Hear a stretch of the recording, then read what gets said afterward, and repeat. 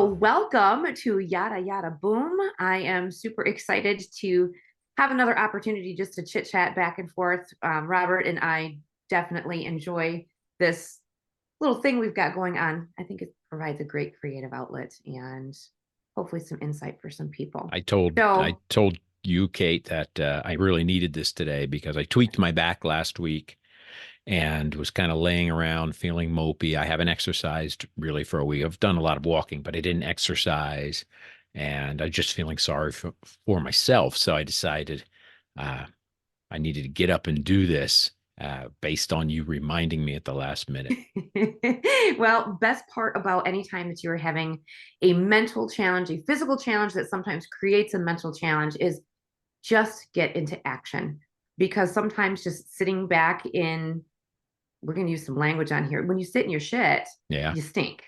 Get up and wash it off. You can't help injury. I also have an injury right now. I'm not able to exercise I didn't know and that. Stinks. it's awful. Yeah, And it does create that mental block too. So now we get to do this in a creative way. that's right.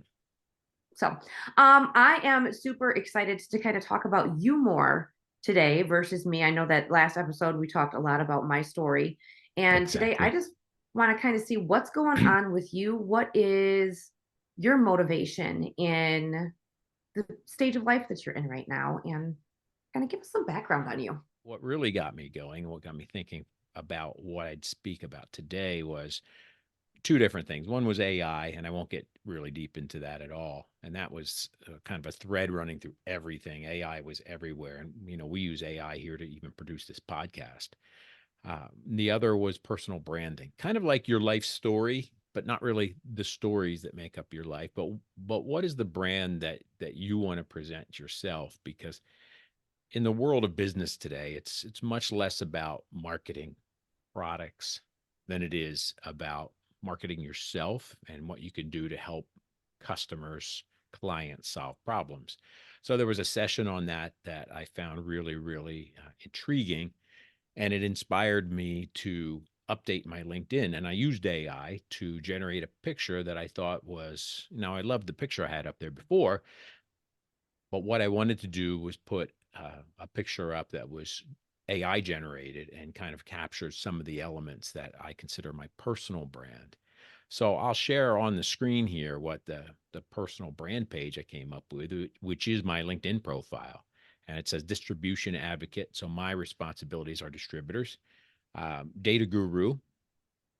In the business that I do, I'm managing lots of data, trying to gain insights and help understand how I can connect our customers and potential customers. And data helps us do that. Questioner of the status quo. Well, I wore this shirt today because I like to question the status quo. Uh, I Well, think drink water, fight drink more racism, water. empower women. So people that cannot read your shirt, that is what it says. Yes, that's right. Yes, it's ideal that you did that for us, Kate, because people can't always, yeah, people are scared. Um, but questioning the status quo, and that goes to pushing myself outside of my comfort zone. One of the things I do on LinkedIn is I follow people that have not tremendously divergent views, but views that force me to question myself and how I got to where I am. Fiercely independent person, super proud of how I got to where I am. But I realized, along the way, there were certain advantages given to me as a man and, frankly, as a white man. So I love to question the status quo. I love to challenge myself to do things that make me uncomfortable. I like to say uncomfortably comfortable. And that goes to business, that goes to my health, that goes to my fitness. So that's an important part of my brand. Um, Family man for sure is huge. I don't have a huge family, but I'm fiercely loyal to those in my family. And I said athlete last because I don't really consider myself an athlete, but I do love to push myself and measure myself and have performance metrics, much like you see in baseball or basketball or football. And so this was also interesting to me because just after you and I did our last episode, went out to one of the wineries with a friend of Alma's, a friend of mine too, but a woman that sponsors Black Girls Do Bike, and she was really intrigued by this, and she said, you really should share your story because your story is a lot different than other people's story.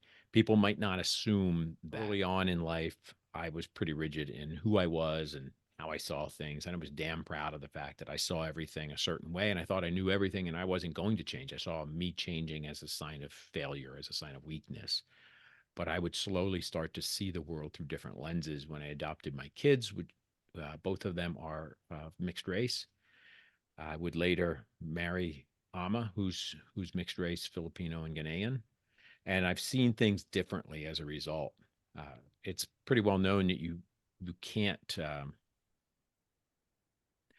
put yourself in somebody else's shoes, so to speak, but you can learn to empathize, and you can learn to see things through other people's eyes and try to understand how they view the world, how the world views them, and the experiences they have. So, this is Yeah. my rambling little diatribe about how I came into this brand that I'm working to help people understand.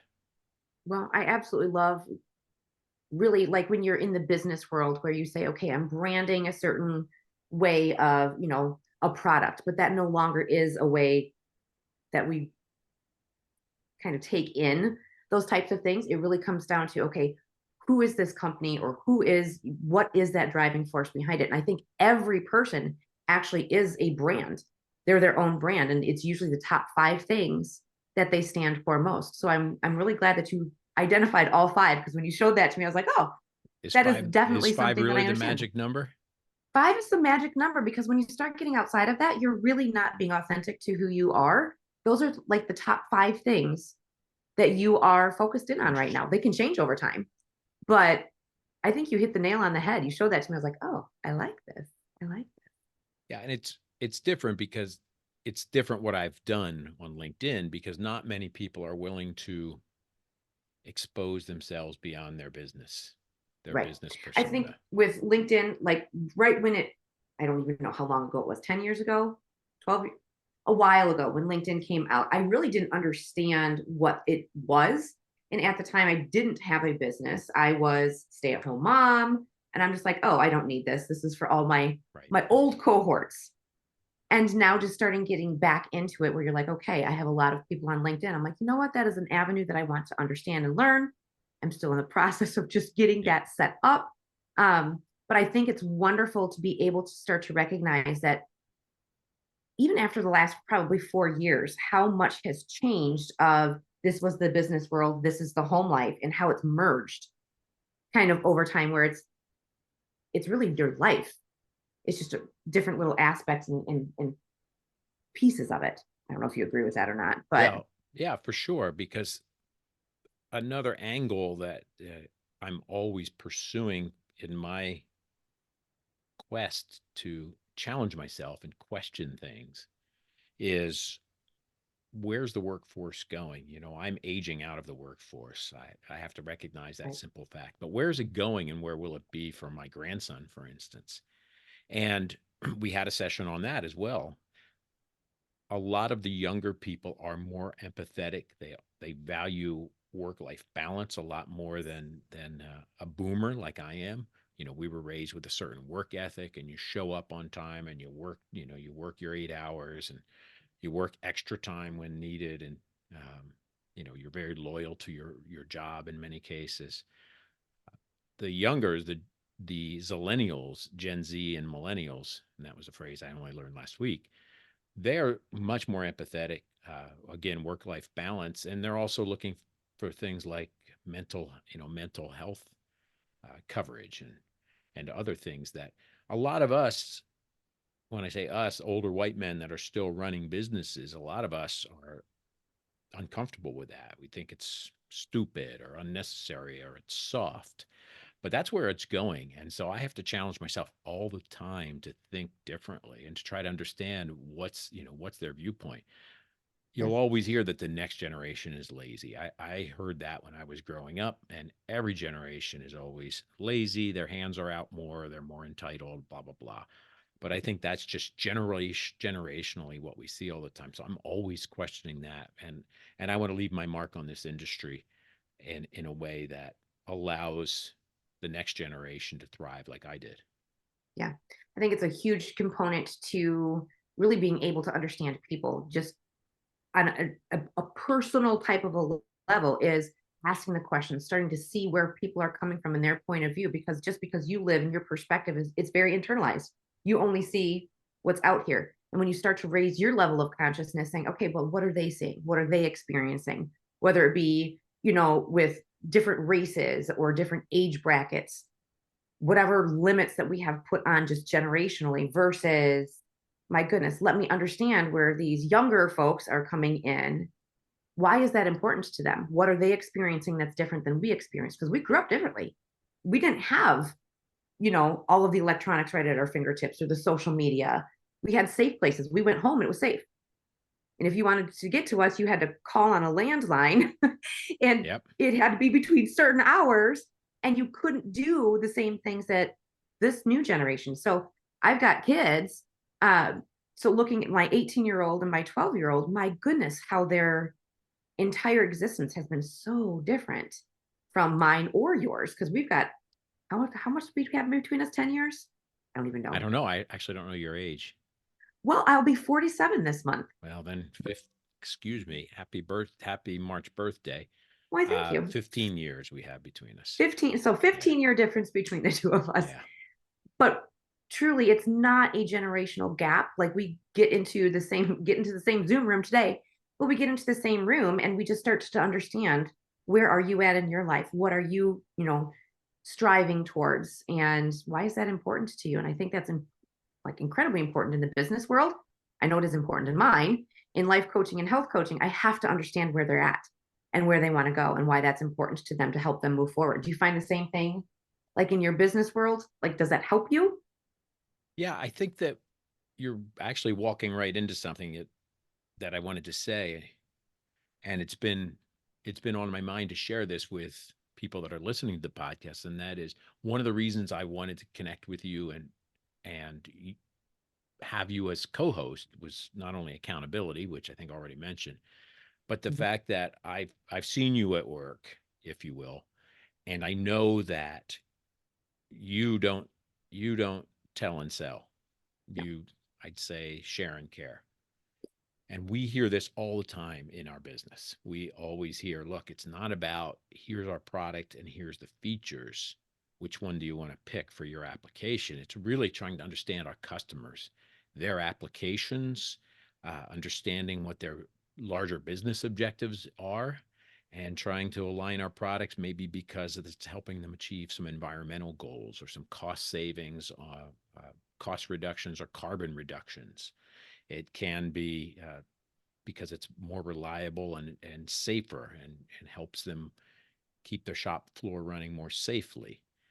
And it's not really about the features of the product. The features of the product you get into once you've identified what people need, and it really puts you in a position where you're really not selling anything. You're really asking a series of inquisitive questions. I guess by nature questions are inquisitive, so it's Yeah. redundancy there, but Well, you're I think it's asking a series important. of questions and trying to help align somebody with something that they need. Yeah, I think is one of the best things ever is to seek to understand and then figure out how can I help that person achieve whatever goal that is.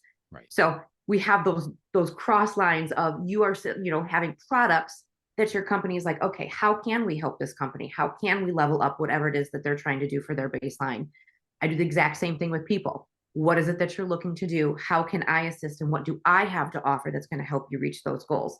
So bringing your business world and your personal world, you can actually kind of coincide those and just become a better human, which I think is what we both have talked about. Is like we just want a human at a higher level. So why are we not taking these same practices? As I would be wondering why you're not feeling well. Okay, we got on the Zoom today. Oh, well, what happened? Like, I wanted to know how you hurt your back, not Right. just, oh, your back hurts. That's nice. Like, Yeah. how did that happen? Why is that important to you? Maybe we can come up with some different ways to get you moving and get some brain, Right. some good brain activity. We talked about action is the best form of when you're not feeling yourself. What can you do? Big Yeah. And shift, like I right? said, I was laying around feeling sorry for myself. But hey, another thing that came to mind while we were while you were talking was something from yesterday, and it goes back to the question of the status quo. And maybe I should put that first in my profile, because I seem to speak to that a lot more, although it doesn't pay the bills. Um, but it certainly gets my juices flowing. And that was and I were watching a replay of women's 1500 race yesterday. So the Okay. world indoor championships were held in Glasgow over the weekend, and we were watching some of the competitors in the women's 1500. There's a woman from the US named Nikki Hiltz. And I noticed when she was announced, Kara Goucher, who was announcing, she said they've really been working hard on their speed and so on. And Nikki Hiltz identifies as non-binary and uh, they and them. And that's still something that I'm it's not second nature for me, and it's uncomfortable for me. I haven't met anybody yet who said uh, I identify as they or them.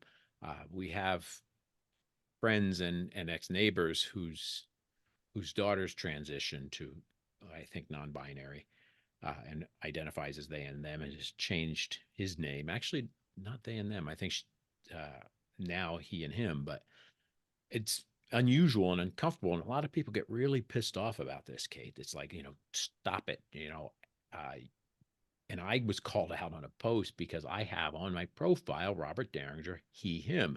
I put he, him up not because I thought maybe it's not obvious that I'm a man.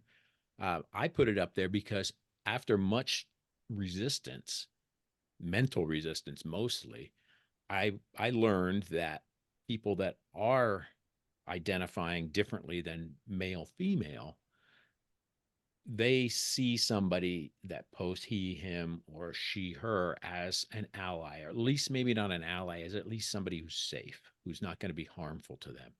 And let's face it, there's people that are trans, non-binary, and there's any number of gender identities out there that I don't understand. I won't say, maybe I won't say never, but I don't understand them fully.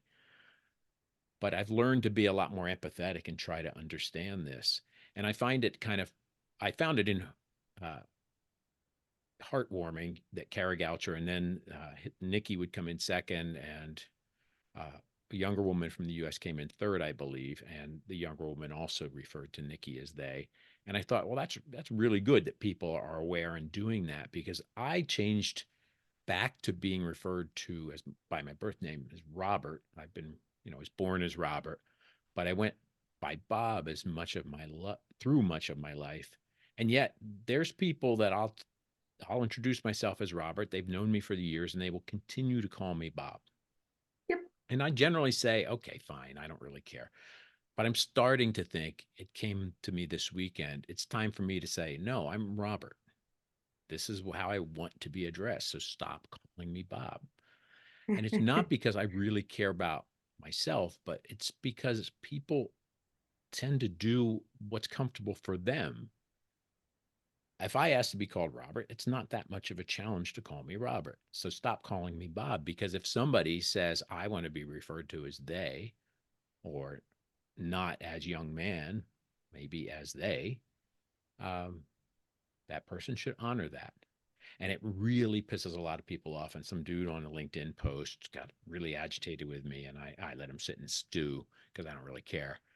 But I was posting in support of other people, and he wanted me to, you know, explain why I use the pronouns and so on and so forth. Um, some people aren't deserving of a response, but I want to do this as a subtle way of saying to people, look, if you're asked to respect somebody's pronouns or the fact that they're no longer using a nickname, you need to do that. If your name's John and I call you Ralph, I mean, how stupid is that, right?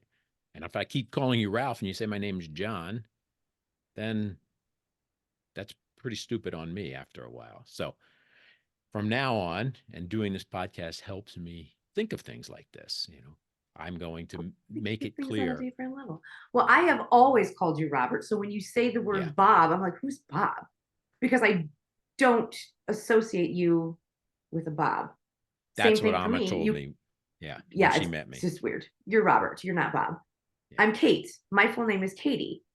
If you knew me before 1995, you can call me Katie and it doesn't sound too weird. right. If I met you after that year, I will look at you cross-eyed, like, who are you talking to? I don't know who that is. Because after a certain point, I just went with a nickname. My parents called me Kate growing up, but I had a job that there was another Katie there. Ah, And so on the intercom system, I had to change my name. I was like, well, I'm not going to change my name to Rebecca or something. I wanted to still be called a name that I go by. And it definitely, like, I identify with Kate. That is who I am. For some reason, I think it sounds older. I don't sound like a little baby anymore. yeah, I don't know, whatever that little thing is. But I think it's interesting that you brought up so many, like, there were so many levels of the things that you just talked about. So being in understanding of the people around you and starting to like, what is their perspective and why do they feel the way that they do, and starting to learn to be an empathetic person to other people's feelings and really raising up your level of consciousness, I think is a huge thing. Because some of the people that are still calling you Bob, they are unconsciously calling you that because their brain synapse immediately goes to what they used to call you. That's who they know you as. sure. So as you continue to be around those people, you can have a more open conversation. You can even have the conversation we're having now. It's like, fun thing. I evolved so much from the days of Bob that I actually prefer to be called Robert now. And when you have that real open discussion and whatever with that person, that's going to sink in. And they're probably going to catch themselves several times still calling you Bob and be like, oh my gosh, I'm so sorry, Robert. Right? Yeah, Same thing happens to me too. The friends from maybe I high should school give calling me people Katie. more. Maybe I should give people more grace, um, Yeah, and it's one of those not things like assume that they're just continuing to say I don't they're care. not doing it to piss you off. I've had at least one or two people say you're never going to be Robert to me. You're Bob. It's like, well, then I'm going to start calling them a different name. Well, I'm going to call I've them had then people say the that to me too. what's that? They're like, Katie, you're always a Katie. I'm like, yeah, but I've evolved so much since then. So you And call for me what you will, but Yeah, for me, it really isn't. I came to this thought after watching that race yesterday, and I said, I'm really not doing others justice. If I'm accepting of the fact that people who I've told the story to, and I've told them why I now refer to myself by my given name, Robert, give a name. Hmm. and they still continue to repeat Bob, Bob, Bob afterward. I didn't offer a lot of grace to somebody who did this recently, at least in my mind, and I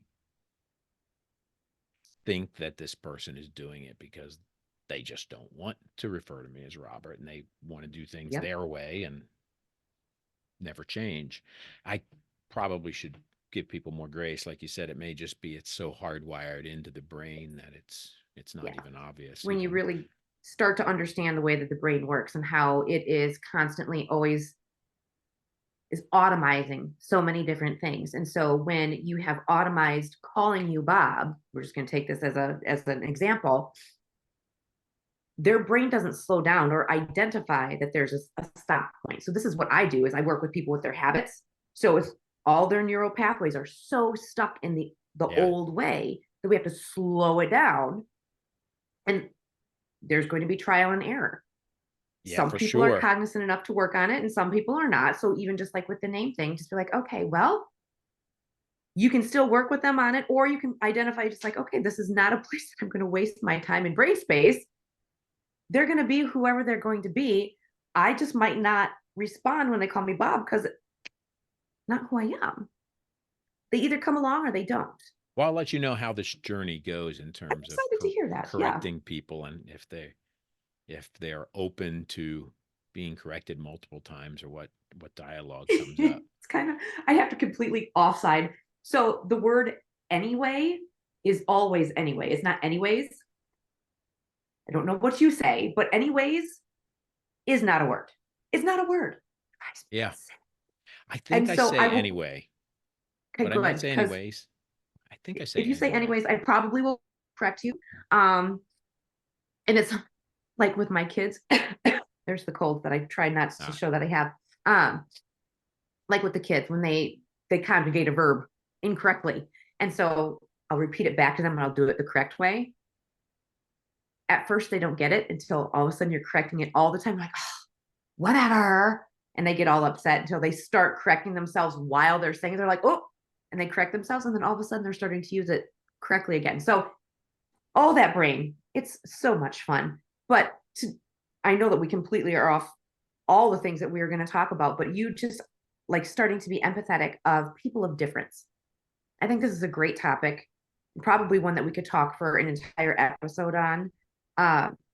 Most Absolutely. people are so incredibly afraid of change and the unknown and things that they don't understand. They usually take some type of, there's like a feeling that happens inside your body that it's foreign. You're just like, I don't know what this is. It makes me uncomfortable. And when I feel uncomfortable, I am going to push my belief system on you, even though it might not be a fact. It's just what I've been taught as a fact. And so when we start to say, okay, I'm going to be open, I'm going to ask questions and seek to understand, I'm going to identify with what has your experience been? What is your perception of whatever? I have a very hard time with pronouns yet because I didn't grow up in an era where that was a thing. And it's very new to me. I'm very accepting of all people. Like, I don't care what, I don't care. I really don't. I just want to support you as a human. My daughter is going into an art school here very soon, and I will learn so much more when I start coming into more contact with her friends that do identify with all of the different pronouns, because I can't keep them all straight in my head right now. I'm willing to learn. I want to learn, and really understand what they've gone through and how they have come up with, whatever it is that they want to be called. You can call me whatever you want. I'll be fine with that. You can still call me Katie.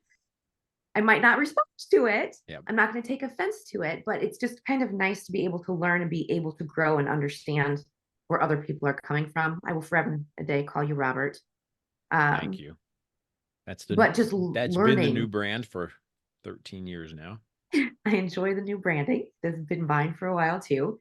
But even understanding, like, your wife is multiracial, and you guys together, I'm sure, get a lot of looks. I know we've done so much life together where brains that are accustomed to just seeing, African American couples being together and white couples being together and Hispanic couples being together. And when we have that, I don't know, I've grown up in an era where it's very normalized. It's like, I'm just very accustomed to seeing people love. One of the favorite things for me to dive into is all of that. And I remember getting into what would eventually be a heated argument at a hotel bar, with somebody that was not with my company or in my industry. And he was arrogant, but he was of the classic, I don't see color. And that typically means you're not recognizing and seeing a person for who they really are. The black Americans, people of color, have experienced life differently. And when you say you don't see color, you're basically saying you don't see them. And I'm going to ask, I've now decided, next time I hear that, I'm going to ask people what color the sky is, because if you don't see color, then you probably don't know the sky is blue or gray or whatever the color of the sky is. But that's one of the triggering things for me, because I mean, it sounds good. It sounds great. Oh, I'm accepting of everybody. I don't see color. But it's usually code for somebody who's not open. And part of the reason I get so excitable about this topic is because when I adopted my kids, people would say to me, wow, you adopted children at babies. Garrett was 3 days old. Kaya was 1 day old. And it took you only a few months once you applied. I need to know more about this. I got friends, or I'm interested. Everyone, to a person that I would tell that we adopted Garrett, who's mixed race, they stopped. I couldn't raise a mixed race or a black baby. Oh, but dear. they don't see color.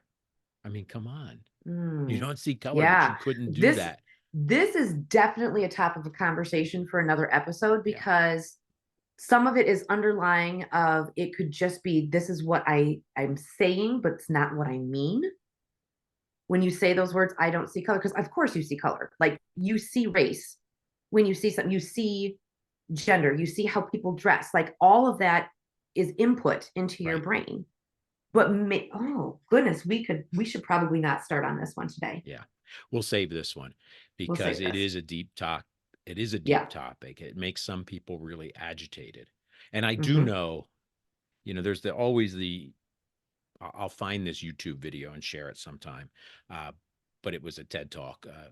The it's about the single story. I forget the exact title, but the danger of a single story. And when you see somebody singularly because they're black, they're overweight, they're older, whatever you think their single story is, that's not their entirety.